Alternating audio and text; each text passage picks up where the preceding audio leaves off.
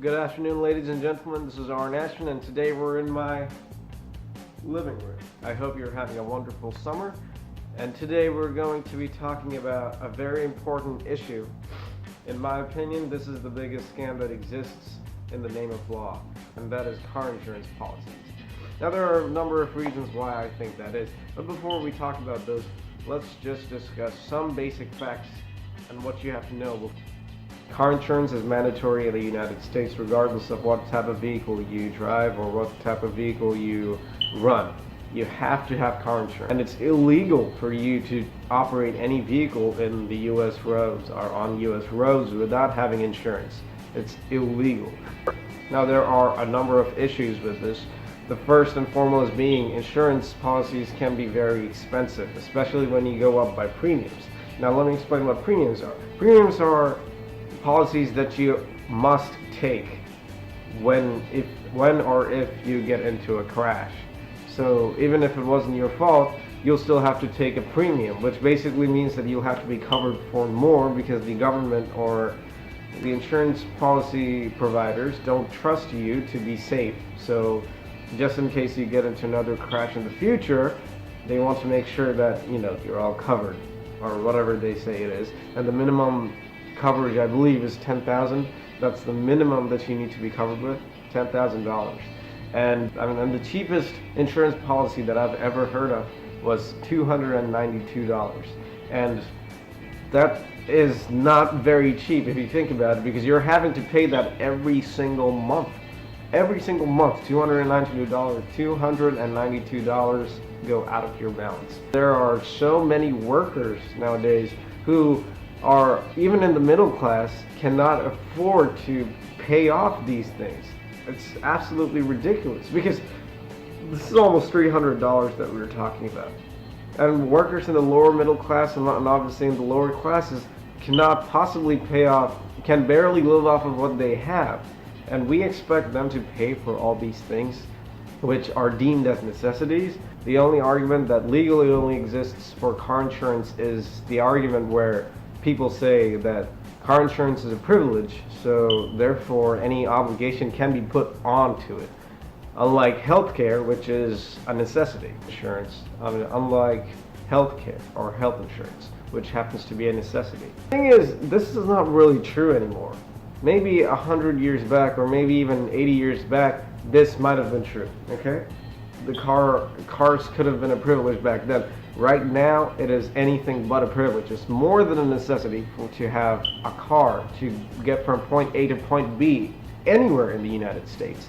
Because this country is huge. It's huge. You can't possibly think of walking or biking your way there or getting an Uber where you'll have to pay, I don't know, like a fortune to get from one state to the other. And if you've ever used Uber before, you know what I'm talking about. And there's another reason that it's a necessity. And that reason is that most developed cities are the cities which tend to have more jobs. So if you go to a developed city to seek job opportunities, and let's say you land a job, it's highly unlikely that you will be able to afford an actual apartment in the same city. So you need to perhaps go to a nearby city which is not as developed. Because developed cities, as we know, charge very high prices regardless of what you're trying to buy. Like, let's say, for example, if we talk about Miami, not everyone can afford to live in downtown Miami. Most of Miami's downtown workers don't even happen to live in downtown or, near downtown. They happen to live like some place which is close to Miami, or maybe on the outskirts of Miami. That's possible. And sometimes on the outskirts of Miami. Or they would go some place that's very close to Miami, like Hollywood or maybe Fort Lauderdale, and they would try to find settlements there because it's much cheaper to find settlements in places which are not as developed. So if you can't even afford to go to work, if you can't even afford to live near the place that you're working in, which happens to be most of the cases in the United States. And the worst part is that whatever you'll be paying for, if you never get into a crash, you won't get a single penny back from the insurance companies. Not a single penny. You'll be paying $300 per month for the rest of your life, for as long as you own a car and operate it. But if you never get into a crash, well, it's not their problem. It's kind of like paying rent, except for you don't get anything back in return. Ever. And on top of that, you probably won't even get back your money's worth or money's value.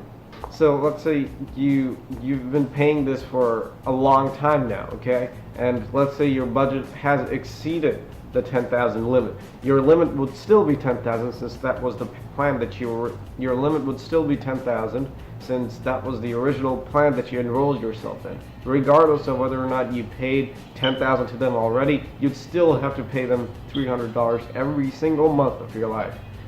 And you might not even get the full coverage. As you may know, every insurance company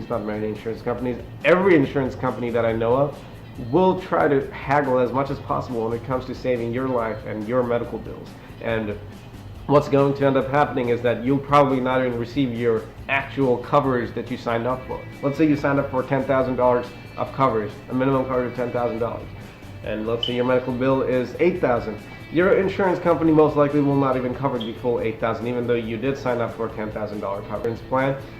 I'm sure they'll find a way for them to keep their money and for them to not give you anything. Because in the end, they don't really care, okay? They just don't. Even if you get into a crash that is not your fault, what ends up happening is that you are having to pay higher premiums regardless of whether or not it was your fault. That both of you pay higher premiums now, even though it's not your fault. So basically, you'll be paying $100 on top of your $300 for the rest of your life now in order to operate your own vehicle. And if you get into a crash anytime in the future, you put on some more premiums, and well, you can basically say that it's unaffordable for even, I guess, the upper middle class. Now, if you think about it, this is the most ridiculous thing that has ever existed in the name of law. And New Hampshire, I believe, is the only state that does not require you to have car insurance in order to operate a vehicle. And I hope that in the future more states would lean to that side, because it is logical for people to have insurance. However, it should be a choice and not an obligation. This is Arn Ashman. I'll see you next time.